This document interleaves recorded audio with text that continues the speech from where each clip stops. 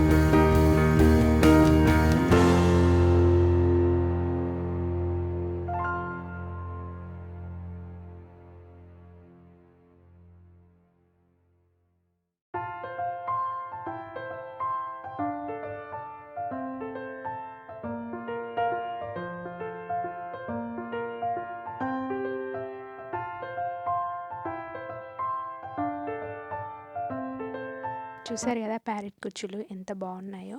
మీకు ఎలా అనిపించిందో కామెంట్ సెక్షన్లో కామెంట్ చేయండి. అలాగే మన ఛానల్ని సబ్స్క్రైబ్ చేసుకోండి. Thanks for watching this video.